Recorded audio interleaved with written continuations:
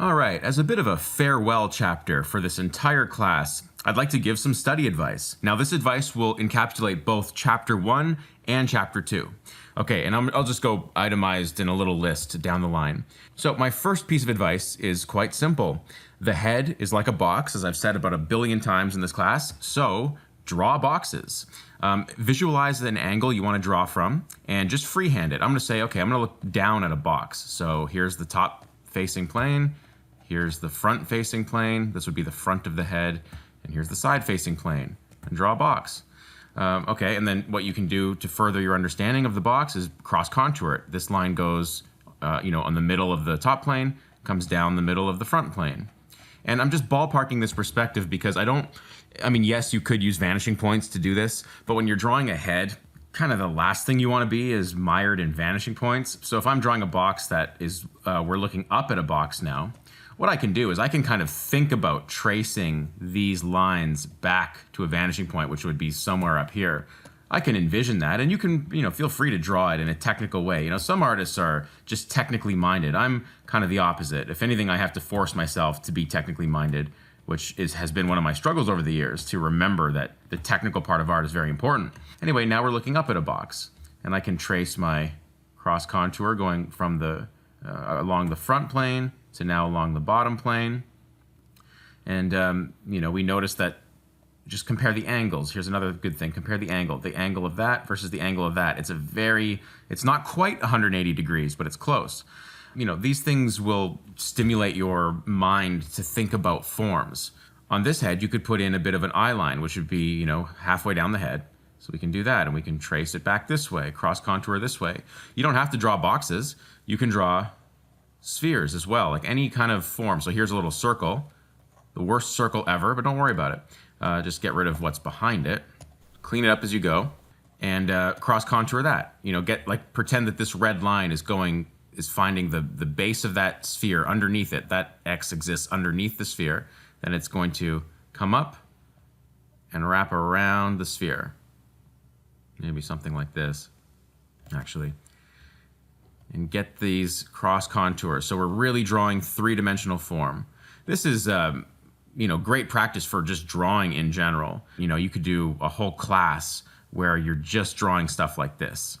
Here's another box, kind of looking just sort of front on, maybe from the side, like this box is rotated a little bit.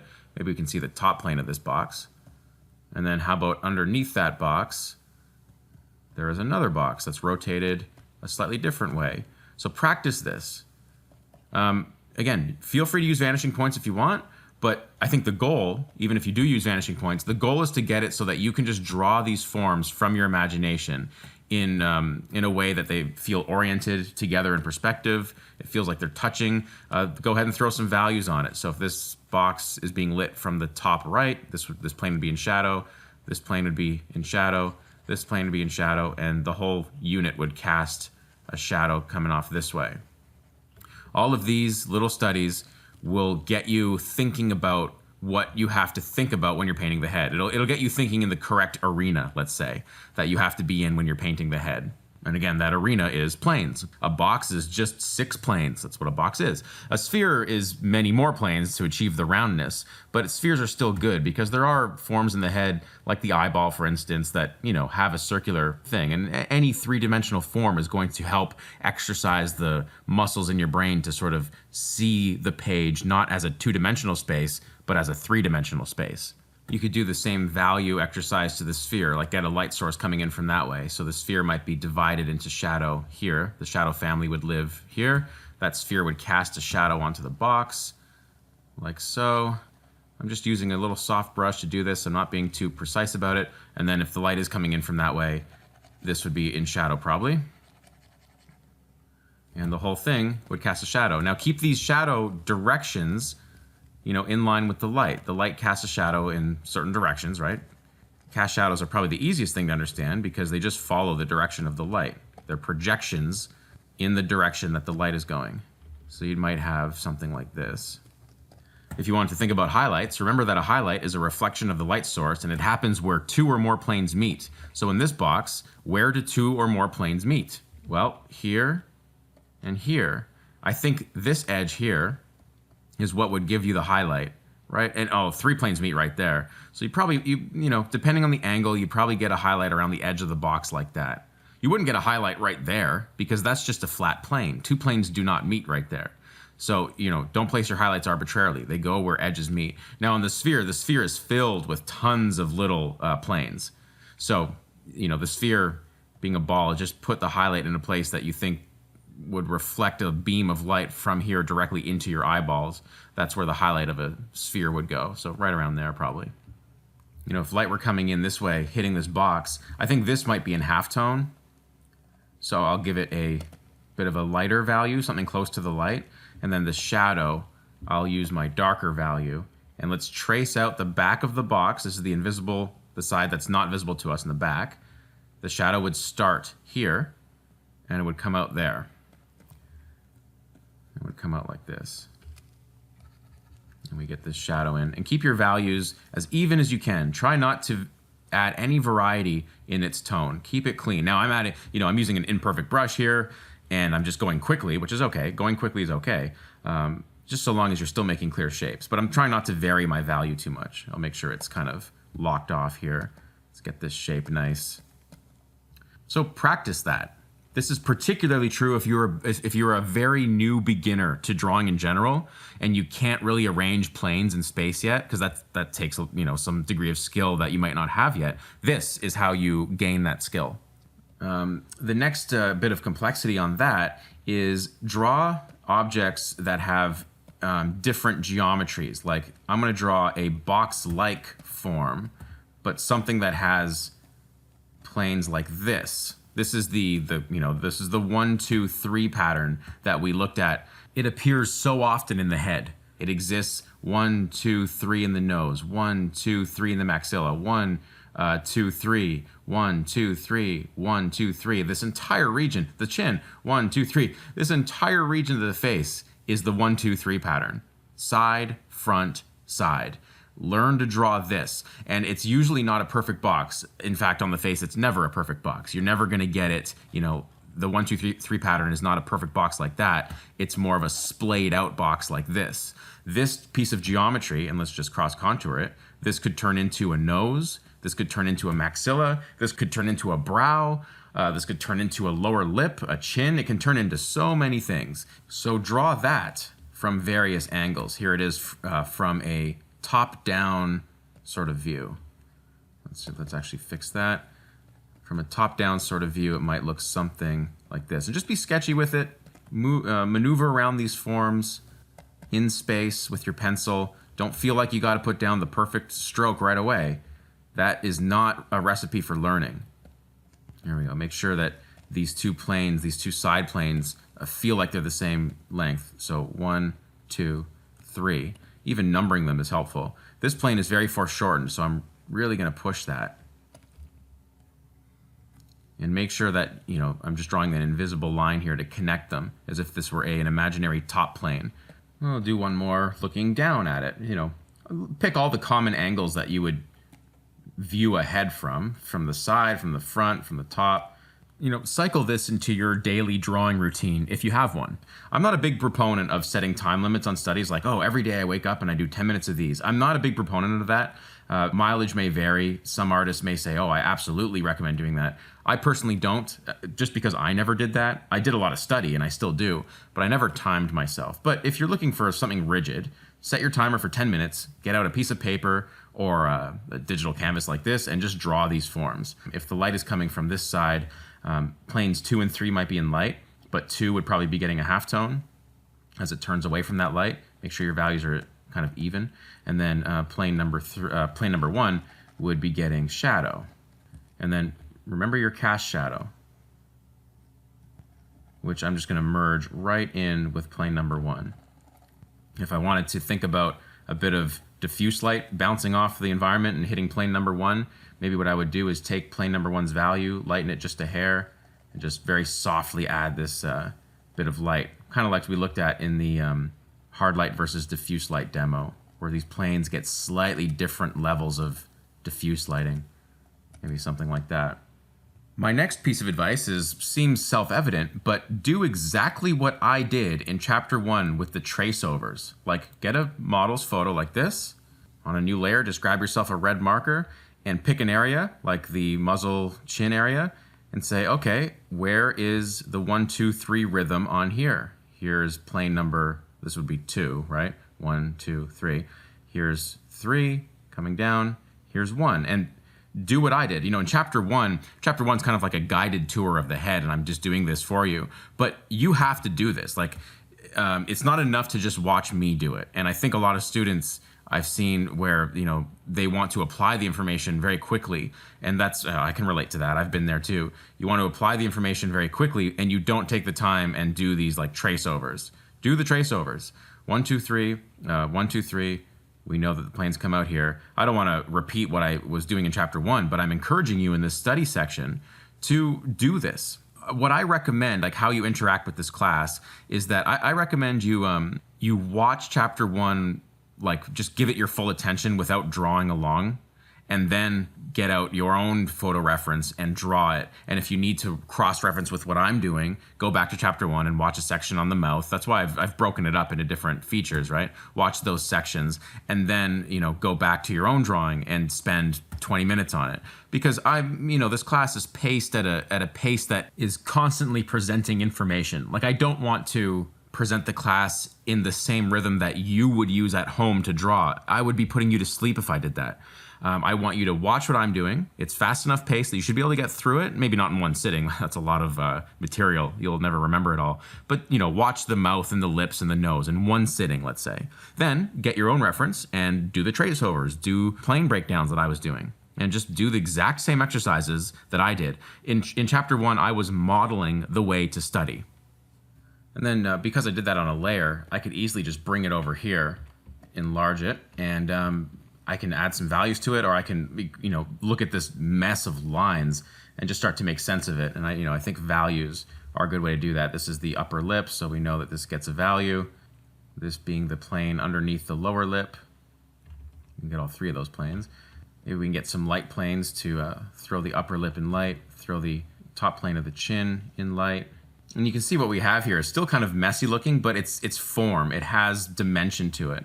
And you can take these drawings as far as you want. Like, I could go over it with a harder pencil line and figure out, what the mouth is doing, get the planes blocked in more. And I could turn this into a finished drawing or a finished painting if I wanted to. But this is how you familiarize yourself with all of the complexities of the planes, is by just, it sounds obvious, but just drawing them from either a primitive box level like we just did, or now I'm approaching the drawing from a tracing level, but I'm still drawing like very boxy planes. So, boxes is the theme here. You're always reducing yourself down to the box. And, I can just flesh out this drawing, no pun intended, again. And that's a study. Now, I would never post this on Instagram. This is not a study that looks good. Like, it's a decent study. It has use. It has a lot of use, actually, but it's not necessarily a pretty drawing. You have to separate those two. Sometimes you're going to make pretty drawings. Sometimes you're going to just do plainer studies that have nothing to do with like aesthetic art. The whole idea with learning technical stuff like planes of the head is you study them in a way that is supposed to feed your understanding of it. And then, like I showed you in the caricature stuff and the design stuff, that's when you apply your aesthetics to it. And, when you do a painted study, that's the one you might throw in your portfolio or on social media or something. But your studies of the planes of the head like this, I would do yourself a favor and try and think of them as things you are actively not going to show anyone. Keep it hidden.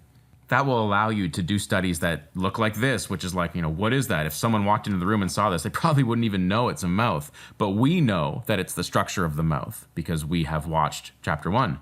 And remember, you don't have to just trace planes. You can also trace rhythms. So what I'm doing here is I'm finding rhythms. The glabella leading into the eyebrow turning at that corner of the brow. Let's get that same rhythm in the other eyebrow and get these sort of, I'm almost drawing like a mask, like a designed sort of African mask style sort of thing here. I'm noticing how that the side plane of the nose kind of picks up on that rhythm in a way. These are just things that you can observe on your own. Now, it's not like there's a list of rhythms of the head and that list is complete. You can find your own rhythms, like, you know, this glabella here kind of mirroring this plane of the side plane of the nose, this rhythm here, is something I didn't point out in the nose section. It's not something I really have ever used, to be honest, but it's there. And if you can spot it, trace it. You know, another rhythm I like is that question mark shape where the brow comes down, meeting the sort of where the cheekbone plane turns and then kind of comes down and makes that sort of question mark shape. I really like looking for that.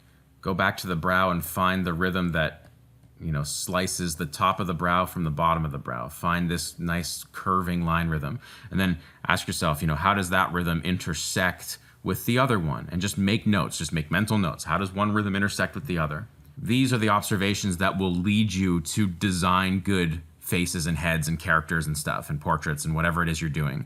It's observations of the planes and the rhythms. Both have to be there. Think of the rhythms of the head as almost like the gesture of the head. We all know, I think, what gesture drawing is for the figure. Well, the rhythms of the head are like the gestures that exist within the head. It's another way to think of them. You guys already know that I love this one. And again, these rhythms, the important ones, the ones I use anyway, are all present in chapter 1, so I don't want to rehash them here. But I'm encouraging you in this study advice section to take the time and trace them. And then they're on a layer, move them over. And look at this, it almost looks like you get like an African mask sort of thing.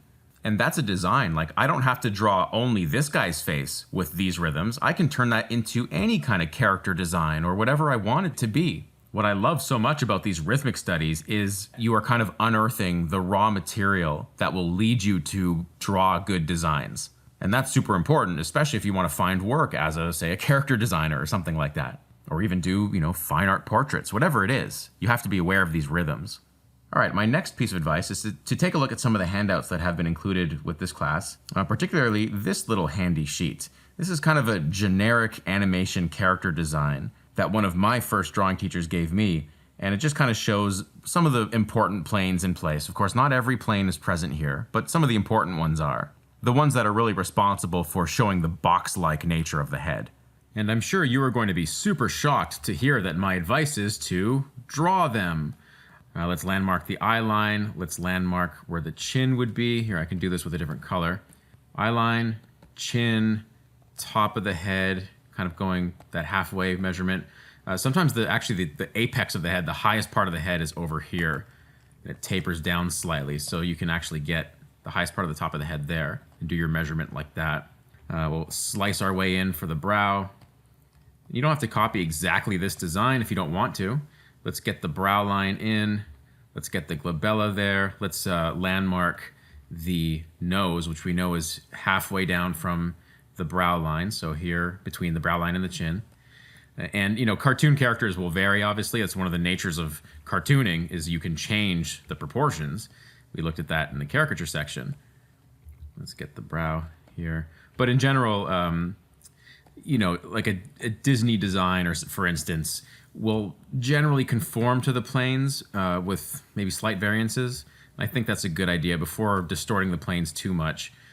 Get a sense for how they are in reality, even if you are cartooning. It's nice to actually draw the eyes closed like this, because you only have to think about the upper eyelid, and that's a little bit nice because you can just think about this wrapping around. You can still think about this overhang element. You know, if I'm putting in some extra planes that are not really present in my diagram on the left, these overhang elements are there. This would be the front plane of the nose. The bottom of the septum would be a little bit lower than that. And sometimes you can put in the contour first. Other times you can put in the features first. It's whatever you want. Your process will change depending on the features you like best. You know, I like to start with the nose a lot because for me the nose is an easy to understand form. It's a very boxy form, as we remember from chapter 1. I like its rhythms. I find it particularly simple to understand. You can also get a quick indication of 3D by throwing in that value as that nose turns under. All right, chin is going to come down here. We have the upper lip not even really shown. The mouth in this case is just shown by virtue of the line between the two lips. If I wanted to edit this drawing, I would probably include a little bit of the side of the mouth, the other side of the mouth on that side. You can measure some distance relationships here. Get that chin. Let's get the lower lip just to complete the mouth. You can always change the proportions a little bit if you find that you need a little more space at the top or the bottom. Let's block out the cheekbone plane here. Traveling back to meet the ear. To cross contour through the eye, we're looking slightly down at this head, ever so slightly, so we're gonna have an ellipse around the eyes, which leads us to the base of the ear here. We know the top of the ear kind of roughly lines up with where the brow is. So this will give us our ear measurement. We know the bottom of the ear lines up with the nose roughly, the bottom of the nose. So we'll get that. You can find that halfway point of the jaw. And then because this is a cartoony thing, it's just, these lines are simplified. It's just a straight line kind of going back. And these planes are pretty blocky.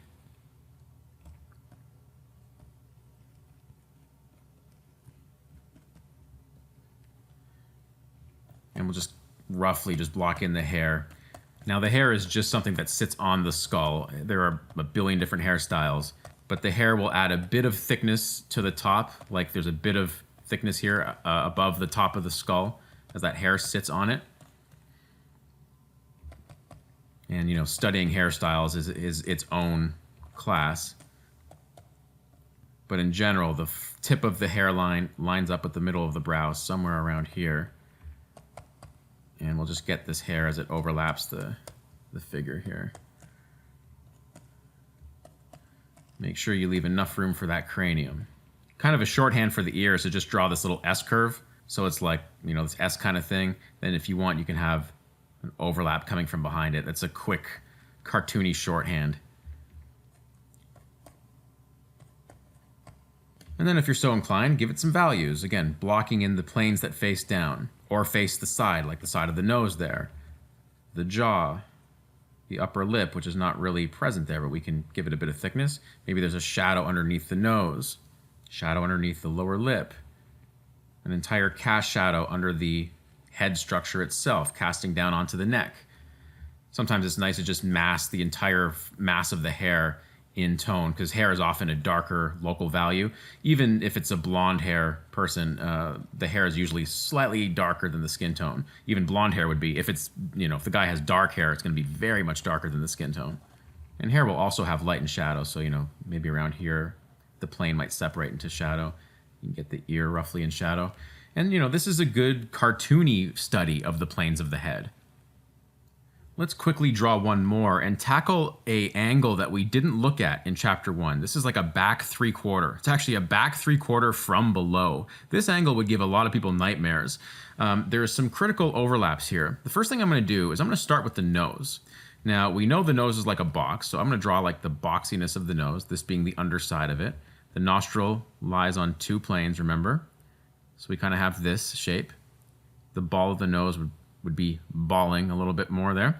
Now, what's interesting about the back 3/4 is the zygomatic bone, which is here, is so pronounced that it overlaps the nose. Like this cheekbone comes out and down. The exact angle of the cheekbone will change from person to person depending on the nature of their cheekbones. But there's a sharp sort of angle right in here. And I will get that sharpness, which then kind of tapers into the fleshy roundness of the cheek. So this is a very interesting little contour that deals with a lot of anatomy. It's a difficult little piece of geometry from this angle to get in 2 dimensions, particularly difficult series of overlaps. It also overlaps the mouth from this back 3/4 angle. So let's get that stair-steppy rhythm, which still exists. Then we'll come down, let's just landmark where we're going with this. Let's landmark the chin. I'm thinking I need a bit of space here, so I'm just gonna make this smaller. Then we can landmark kind of where the eye line is, somewhere here. Trace that back, which would put the top of the head somewhere here. The zygomatic and cheekbone also overlap the eye from this angle. So it's like the eye would also come in from behind the cheekbone. You'd still get that sharp form of the glabella here, which comes now from behind the ball of the eye, which is interesting. Just clean up this nose a little bit. Then the eyebrow itself is still here, coming connected. It appears from this angle connected to the glabella in 2 dimensions, just because the angle is so foreshortened. And then the brow would come back this way. The top plane of the chin, the front plane of the chin, bottom plane of the chin, and from this angle, let's kind of ballpark in the jaw plane, which I think is going to do something like this. Let's put in where we think the jaw would go. This is not a profile view, it's a back 3/4 view, so there is some foreshortening here. So I think the jaw, that halfway point of the head, is kind of somewhere here. And I don't know, I'm just ballparking. That's why I have different colors and lighter colors with my pencil here. I just kind of ballpark it. Let's get that change of direction of the jaw happening. Remember that angle? We'll come down. Let's go to the underside, and I'm working all these planes together. I'm building them all at once. I'll even throw some value in here just to help me see it. Just to help me see if that is working for the underside of the head. While we have that value, you can even throw a lot of this stuff in shadow as well. Just pretend like the light's coming from the top left, which casts all these planes in sort of a cast shadow. Just adjusting the ridge of the nose to feel like it's coming out from behind the eye. Okay, if we go back to our cross contours here, we know the ear is going to be somewhere around here. So I'll get that C shape, that kind of bent C shape. We know that the bottom of the earlobe is going to be somewhere in line with the tip of the nose, so I'll cross contour that. We can, do all our fancy ear drawing stuff that we learned, but because this is a cartoony study, let's kind of get this basic S shape. We can imitate that bent Y shape very quickly right there and get a bit of a space here. The antitragus would be somewhere down there. Keep cross contouring. This will maybe help find the back of the head now that we have the ear there. And again, the top of the head, it's going to be somewhere up here, and it tapers down for the brow. I'm just roughly sketching this out. I'm searching with my pencil. I have trouble with this angle too. And if I ever have to draw this like professionally for an assignment, you better believe I'm taking reference photos. Unless it's like a cartoon character, then maybe I can start inventing it. But if it's a human, I will definitely be taking reference photos, like a realistic human, I mean. And let's just get this guy's hairstyle in here, these locks of hair that are in the front.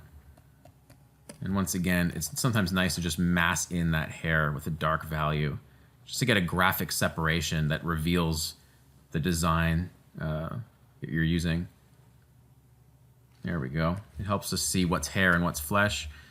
Let's get some sideburns in there. Underplane of the brow. Bit of occlusion, shadow under the upper eyelid a little bit. That nostril wrapping around 2 planes in space. Slight plane under the lower lip. Jutting out for the chin. And let's just throw a bit more tone under here. All right. I like these kind of cross-contoury lines on this particular design of the head around the hair. Kind of helps enforce the feeling of form and dimension. Just going to clean up some of my contours for the back of the head. Make sure he's got that cranium. Do not skimp on that. It's just the worst thing when you do. And let's give him just a little dirty rat tail there. I feel like this design could use it. Nice. If he had shoulders, they'd be coming out from roughly around there, as you would get a lot of these muscles being overlapped by the scapula and the shoulder. And save that for another class though. How about that? All right, so I recommend you draw all the heads in this diagram multiple times. I have old sketchbooks from like 15 years ago or 20 years ago maybe in my closet just filled with these heads from this handout. Just draw them over and over and over until you can draw them from your imagination, from memory. Even if you're not interested in cartooning, if you're interested in more of the human head, these will still help you because it forces you to simplify and understand things on a simpler level. Okay, let's switch over to painting mode, and I want to give you a quick exercise you can use to study flesh tones and colors in paintings, light and shadow colors, flesh tone colors, etc. It's called the egg study. So take a head, any head you want, turn it into an egg, And let's just quickly block in some kind of background so we have some values to compare it to instead of that just blank monotone background of my page right now. Oh, I suppose I need a color picker on screen for this. What I want to do with this egg is kind of block in sort of my first shot at the flesh tone. Now, you want to understand the temperature of the light. This light is cooler. The way I know that is just visually. It looks like, if I were to just sample some of the lights on her face, these colors are a bit grayer than some of the shadow colors, which are richly warm. You can just see that visually. Now, I have other classes, most of which are free on YouTube, which talk more about color theory and color harmony. I would refer you to those. I don't want to get sidetracked in this head class talking about color theory. I'll mention it a bit. I'm going to talk about color here, but in terms of like understanding warm versus cool, my YouTube channel's got a bunch of good stuff. But I know that the light is cool. So my driving color theory on this painting is that my lights need to be cooler colors than my shadows. That is all the information I need to start. I do not care about the pixel data here. All I need to know is, okay, it's gonna be a cooler light, so I'm gonna err myself toward the grays. And let's just put in this flesh tone. You know what, just to show you, I'll just vary it. That up against that. As long as they're relatively cool colors, all mixing together, it's totally fine. I'm just gonna block in this egg. Maybe I'll sample something. I'm just gonna block in this egg with this one light value, which has a variety of colors in it, but all the colors are bound by the overall driving principle that they're cooler. They're cool colors. Now, there's actually nothing to compare them with yet, so these colors actually don't have an identity yet because there's nothing warmer to compare them with. But I will, right now, block out a shadow family. And this is an egg I'm painting, and I'm imagining the light's kind of coming in this way. So, you know, the shadow of the egg is going to be somewhere at the bottom here. So I'm going to block out my fence line, which separates light from shadow, and I'm going to really heat up my shadows and block them out. I'll just start with one shadow value, one shadow color, something like this. Now I have a comparison of warm versus cool. And this is how you can look at studying flesh colors for your portraits. Now what I want to do is I want to work some other colors in here. I might want to play with some, maybe I can get away with some reflected light that's looking like this. I'm almost seeing like a bit of greenish, almost reflected light, like on her neck. There's almost a bit of green to it. So I'll play with some of these colors. And I'm using very soft edges. I'm using Photoshop's smudge tool right now, which gives me very soft edges. I don't have to be using the smudge tool. I can get like a soft brush like this and just work different kinds of warm colors in here. And let's go into the light. And you see her rosy cheeks? Well, let's get kind of a cooler, like purpley red, which is a cooler red, and see if maybe this can exist in this egg. Again, there's no anatomy on this egg, so I don't have to worry about drawing. This is simply a color swatch study. In my painting section a few chapters ago, I've given you demos as to painting the actual structure of the head, but this is just a color study. If I wanted to try and find a halftone, like ramping this red, this rosy cheek thing into the shadow, I can try and find colors that would represent that red and halftone and see if I can ramp that into the shadows. And just try varieties of it, like try one that's more orangey and mix these colors together and give yourself a sort of palette of flesh color that you can work with.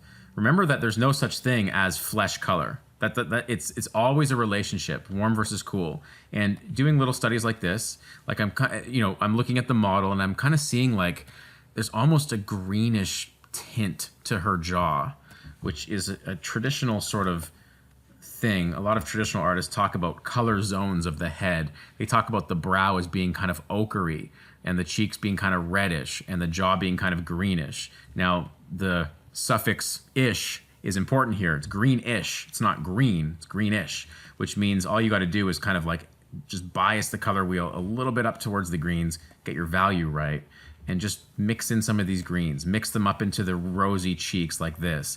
And doing these egg studies will kind of remove you from the pressure that comes with having to get the structure right. I mean, an egg, anyone can paint an egg, and just kind of mix these colors in there and see what you can come up with.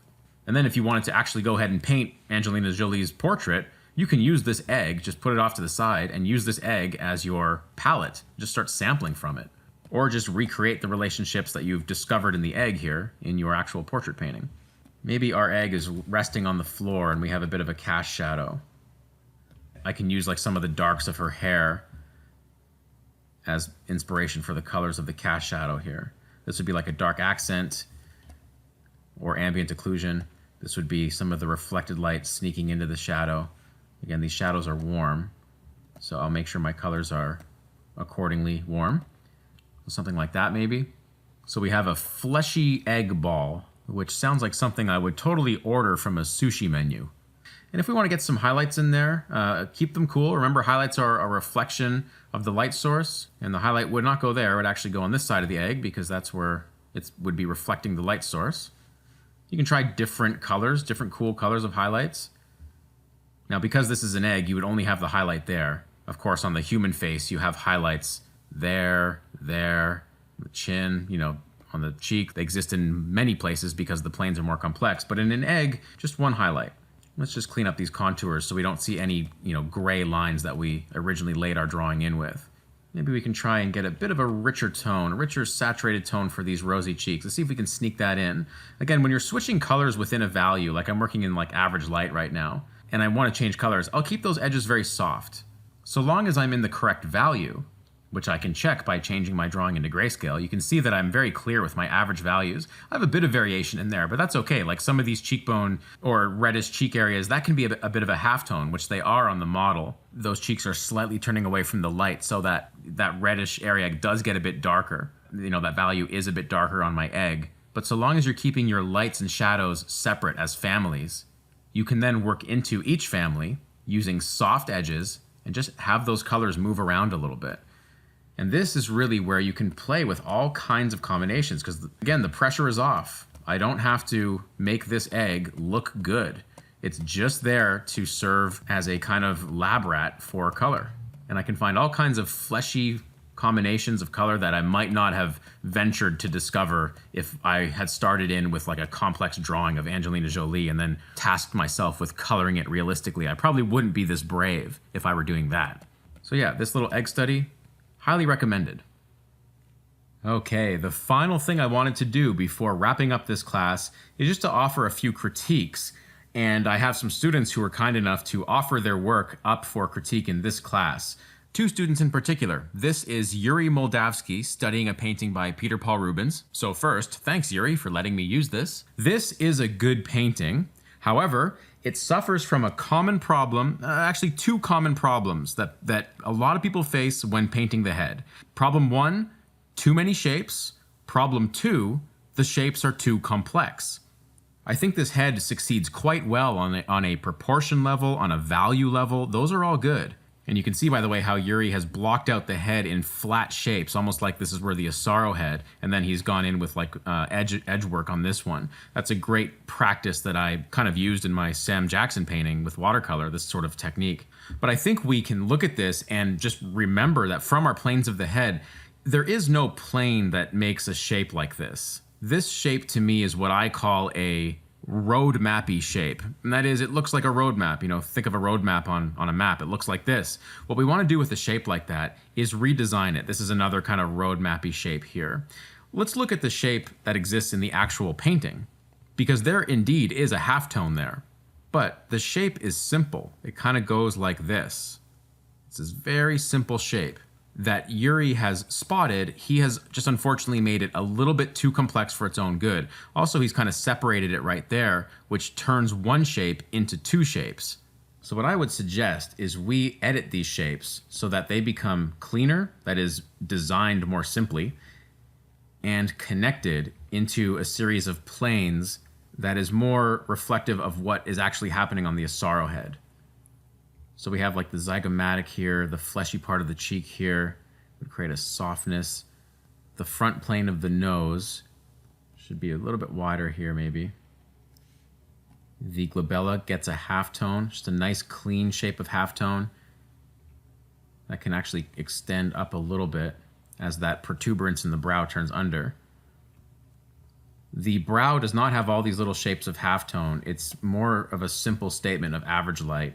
Now, if there are some statements there of halftone, like little fleshy wrinkles, You want to keep those real subtle in your halftones. You don't want to draw too much attention to them. But first I will completely eliminate them and see if I can do it without any halftones.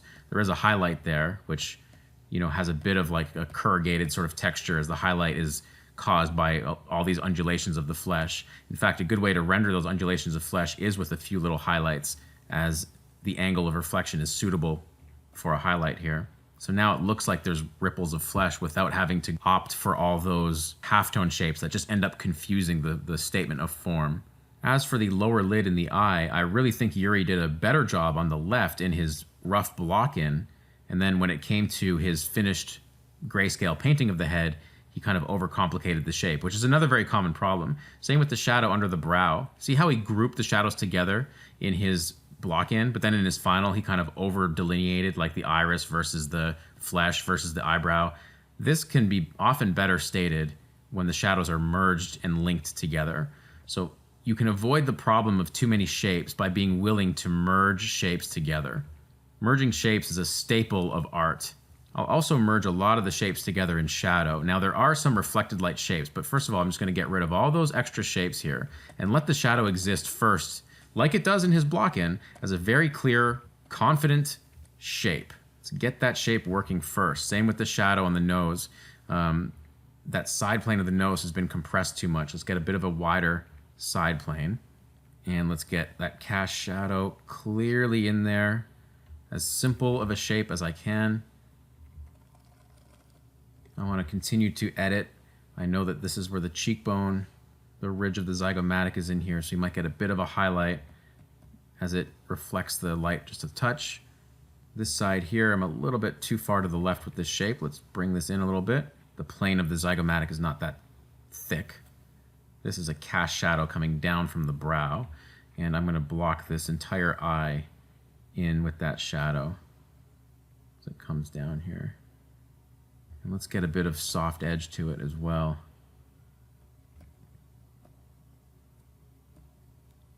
Letting the eyebrow simply be like a halftone sort of statement here as it rolls up into the brow region. Softening some of the silhouette of the head as well, the contour of the head, just to simulate the softness of hair. A lot of texture can be found in the edges of the contour, like where one thing meets another, like where flesh meets hair in this case. You can get a lot of texture there. So soften that edge and let that edge kind of do a lot of the heavy lifting of the hair texture.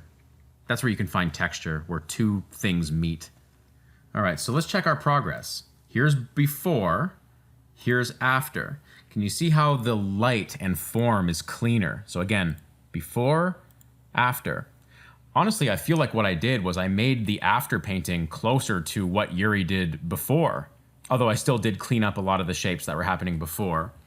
And while I'm here, I might just want to get this to be halftone a little bit, just adjusting some of these values, clean it up a little bit, bring this halftone up so it is a more strongly designed, simple shape. Soften out its edge here. Get that lower lid wrapping up into halftone there as it turns away from the light. Same with the lower lid here, which should get a shadow, which it did in the block-in. I don't know if I painted over it or it was lost in the painting, but this is the lower lid on the left, which gets a shadow.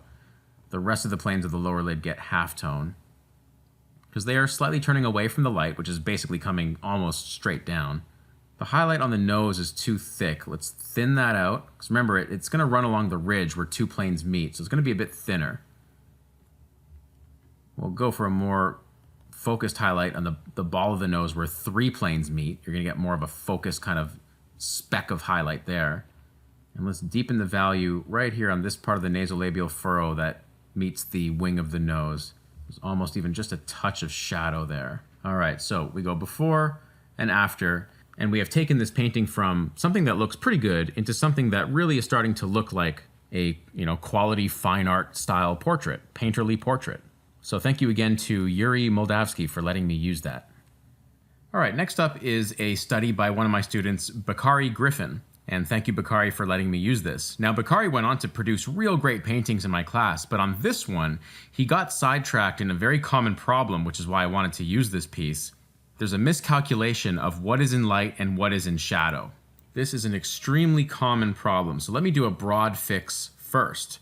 Now, I don't blame Bakari for miscalculating this because even the original photo of that sculpt is so low contrast as to be quite vague about what's in light, what's in shadow. But the first clue that I'm looking at is the cast shadow. The cast shadow goes down this way. That means the light has to be coming in this way because that's how cast shadows respond to light. They mimic the direction. So I know that the shadows exist on the planes that are on this side of the head, the planes that point this way. None of the planes on this region that I'm painting over now are pointing away from the light enough to be in shadow. These will be in halftone then. And halftones, as you remember, are part of the light. So I'm just going to bring this into the light family, correct the cast shadow so it is on this side, and let me get the eyes in shadow, or the eye on the right, I should say, in shadow, and let me get the entire shadow side kind of grouped together. I'm also going to introduce more contrast into the study as a way of keeping ourselves organized. So I've actually just sped up the video a bit here, and I'm just kind of retooling what's in light, what's in shadow. Where there's halftone, I'm just gonna make it average light for now. I'm doing the thing that I talked about back in the beginning of chapter 2, which is when I talked about that sphere, separating the average light from average shadow. Those are the only two values you need. A little bit more room for the brow there. Those are the only two values you need to delineate light and shadow. It's just average light, average shadow. And on something as complex as the human head, if you get your average light, average shadow values correct, you'll have form. You can be done right here. I mean, look no further than like modern day comic book art. A lot of those artists just use average light, average shadow.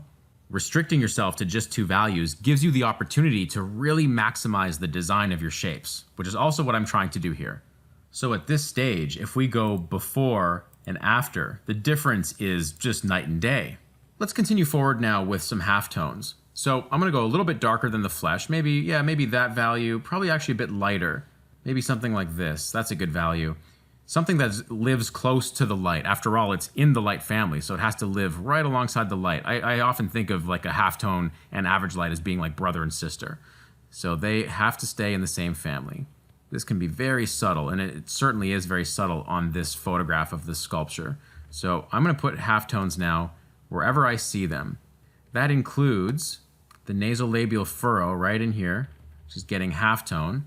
I've eliminated the smile a little bit. I can maybe bring that back a little later if I feel like it, but that's okay. We're just looking at the form here.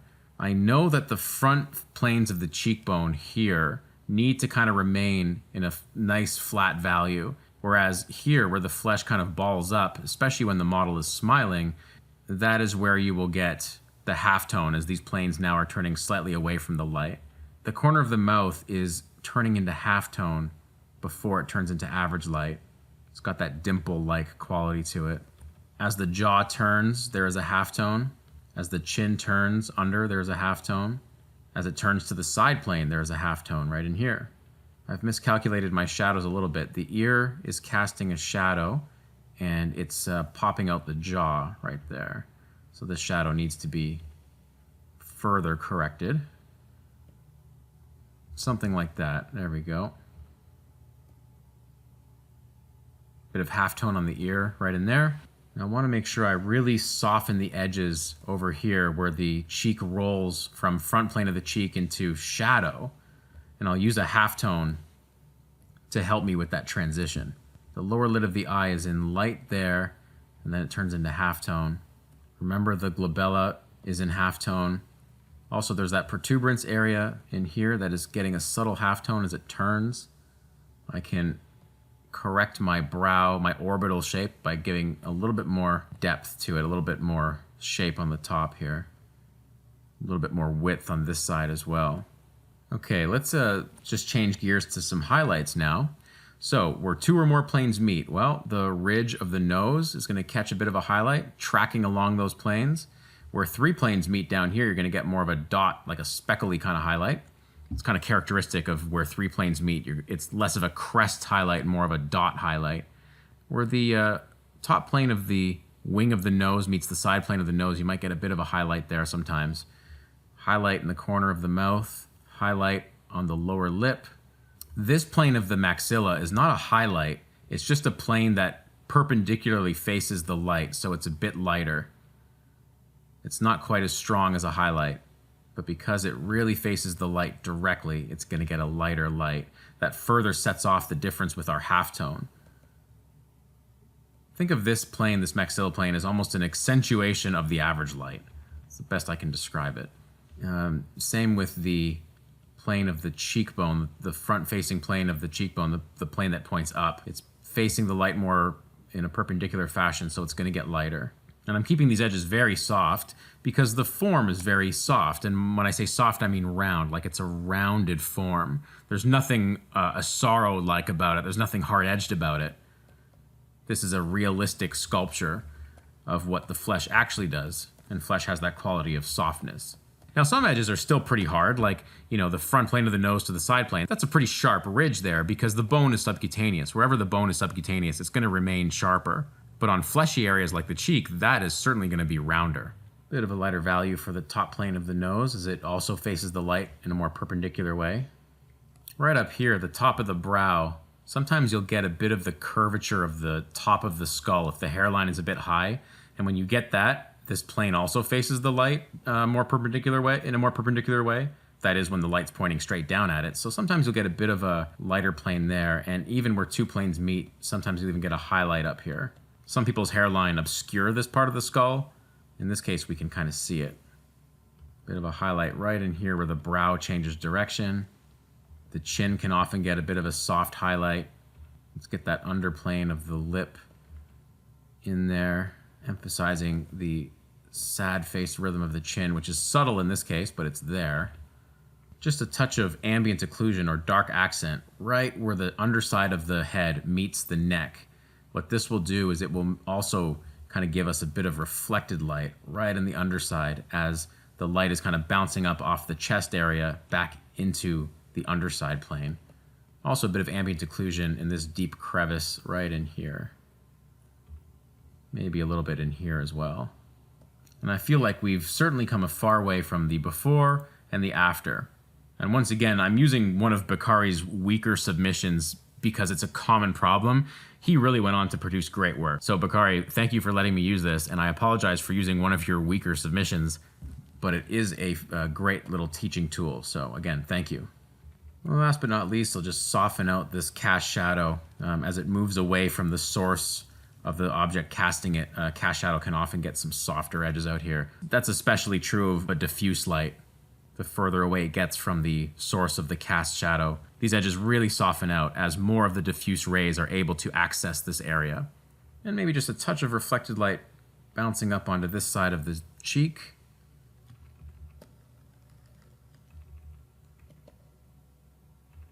Bit of dark accent to accentuate the corner of the mouth. Perhaps a little bit of dark accent around the middle of the mouth. We'll hint at that corner of the mouth on the other side a little bit. The nostrils, by the way, can also be thought of as dark accents or little pieces of ambient occlusion rather than literal nostrils. It's a nice way to paint the nostrils without drawing too much attention to them. The septum is getting a bit of reflected light.